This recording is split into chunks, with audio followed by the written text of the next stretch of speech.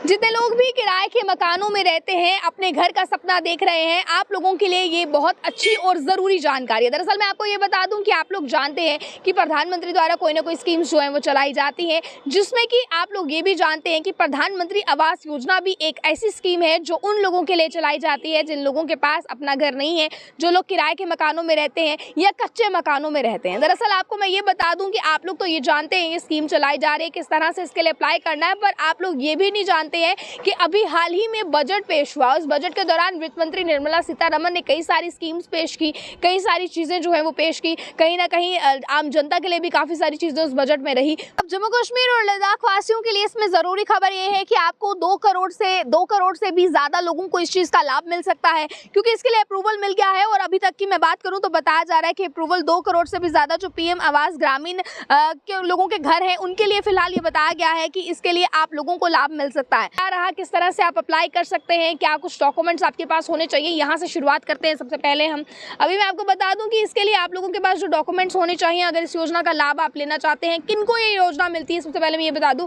अगर आपके पास पक्का मकान नहीं है तो आप इसके लिए जो है बेनिफिट ले सकते हैं। अगर आप बीपीएल कार्ड धारक हैं, आपके पास बीपीएल राशन कार्ड होना चाहिए, आप इसके लिए जो है वो प्रॉफिट ले सकते हैं। और इसी के साथ साथ आपकी जो इनकम है वो इतनी ज़्यादा नहीं होनी चाहिए, इनकम आपकी लो रहनी चाहिए जो बीपीएल में आप फॉल करेंगे।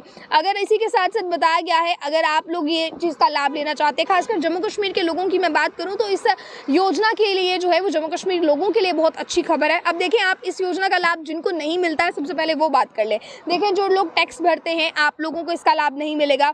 जो लोग किसी कंपनी के मालिक हैं, कोई फर्म चला रहे हैं, उन्हें इस चीज़ का लाभ नहीं मिलेगा। जिनकी सरकारी नौकरी है या परिवार में कोई भी सदस्य सरकारी नौकरी करता है, उनको ये लाभ नहीं मिलेगा। इसके अलावा जिनकी पहले से ही शहरी या ग्रामीण इलाकों में जो है वो पक्का मकान है, यानी कि गांव में या शहर में आपका ऑलरेडी पक्का मकान है, you are not eligible for that. उसके साथ ही आपको मैं ये भी बता दूं कि जिनकी सालाना आय जो है वो तय लिमिट से ज़्यादा है, यानी कि जो इसमें लिमिट रखी गई है, अगर उससे ज़्यादा आपकी सालाना इनकम है तो भी आप इसके लिए लाभ नहीं उठा सकते हैं। अब मैं आपको सबसे पहले ये बता दूं कि इसमें बताया गया है कि किस तरह से लोग इसके लिए जो है वो लाभ ले सकते हैं और बजट में क्या कुछ कहा गया। आपको मैं बता दूं, देशवासियों के बजट में ऐलान का इंतजार था कि कुछ ना कुछ ऐलान किया जाए, खासकर जम्मू कश्मीर के लिए कुछ ऐलान किया जाए।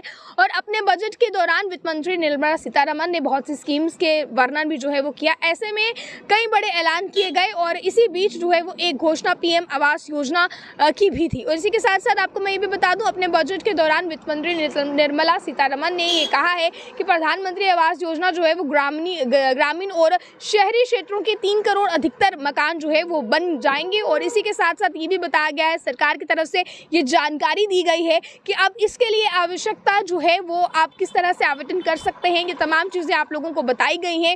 साथ ही साथ ये भी कहा गया है कि आने वाले देर में और भी ऐसे लोग हैं जो इसके लिए अप्लाई करेंगे, जिन लोगों को इसका प्रॉफिट जो है वो फिलहाल मिल सकता है।